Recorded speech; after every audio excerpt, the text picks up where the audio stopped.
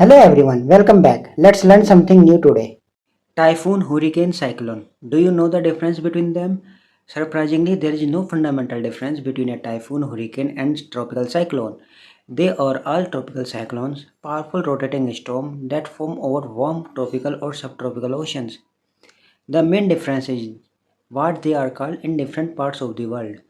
In the North Atlantic and North Pacific, it is called hurricane. Countries such as United States, Mexico, Cuba, and Bahamas commonly use the term hurricane. In Northwest Pacific, it is called typhoon. Countries and regions such as Philippines, Japan, China, Taiwan, and Vietnam commonly use the term typhoon. In the North Indian Ocean, including around India, Bangladesh, Sri Lanka, Myanmar, it is generally called a cyclone or tropical cyclone. The term tropical cyclone is also commonly used in South Pacific and South Indian Ocean, including around countries such as Australia, Fiji, and Madagascar. So, hurricanes, typhoon, and cyclone are essentially different regional names for the same type of weather system. Now the next question is, what exactly is a tropical cyclone? A tropical cyclone is a large rotating storm system that develops over warm tropical or subtropical oceans. It is associated with a low pressure center around which air circulates. But how does a tropical cyclone form? For its formation and development, several favorable conditions are generally required. First, warm ocean water. The sea surface temperature is usually around 27 degrees Celsius or higher. Warm water provides the heat and moisture needed to fuel the storm. Second, sufficient Coriolis force. The Coriolis effect provides the rotation needed for the developing storm. That's why tropical cyclones generally do not form right at the equator, where Coriolis effect is very weak. Here a question arises, what is Coriolis force? The Coriolis effect or Coriolis force refers to the deflection of free moving objects due to Earth's rotation, causing moving air masses to curve to the right in the northern hemisphere and to the left in the southern hemisphere. This effect is strongest at the poles and weakens toward the equator, influencing the trajectories of large-scale air movement. In a very simple term, the Coriolis force is created by the Earth rotating on its axis and it affects the direction of the wind. This force changes based on how far you are from the equator. In the southern hemisphere, the wind is pushed to the left, while in the northern hemisphere, it is pushed to the right. Now, the third condition of tropical cyclone is low vertical wind shear. In simple terms, the wind speed and direction should not change too much with height. Strong vertical wind shear can disrupt the developing storm. Here, vertical wind shear means the change in the wind speed and direction with the altitude in the atmosphere. The larger the change in the wind speed and the direction with the altitude, the stronger the vertical wind shear.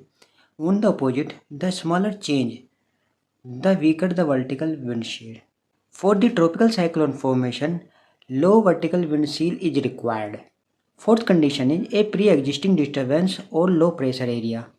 A tropical cyclone usually develops from an existing weather disturbance that provides the initial area of low pressure and rising air.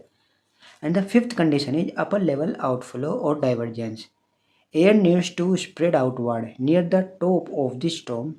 This helps remove air from the above developing system, allowing more air to rise from below and maintaining the low pressure center. With these conditions come together, a tropical disturbance can gradually organize and intensify into a tropical cyclone. And depending on where it forms, we may call it a hurricane, typhoon, or cyclone. Now, the structure of the cyclone. The structure can be explained very clearly by moving from the center outward. From space, a powerful tropical cyclone can look like a giant spiral of clouds. A mature tropical cyclone has several important parts. The first is the eye. The eye is the relatively calm region near the center of the storm. In a strong, well-developed cyclone, the eye can be surprisingly calm compared with the violent conditions surrounding it. Around the eye is the most dangerous part of the storm, the eye wall. The eye wall is a ring of powerful thunderstorms surrounding the eye. It is generally where some of the strongest wind and heaviest rainfall occur. This is where huge amounts of warm, moist air are rising rapidly. Outside the eye wall are the spiral rain bands. These are curved bands of clouds and thunderstorms that spiral around the center. They can produce intense rainfall, strong winds, depending on the storm and its location. Impact of the tropical cyclones.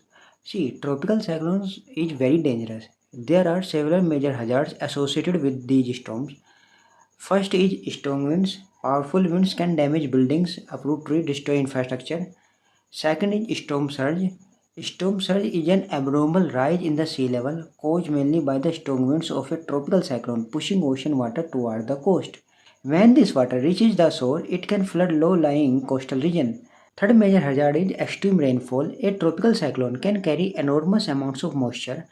When the storm moves over land, this moisture can produce heavy rainfall that can lead to flash floods and river flooding.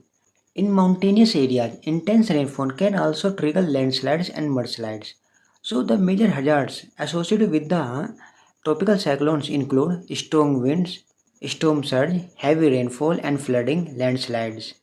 Now, how can we stay safe during the tropical cyclone? So, tropical cyclones cannot be stopped, but their impact can be reduced through preparation.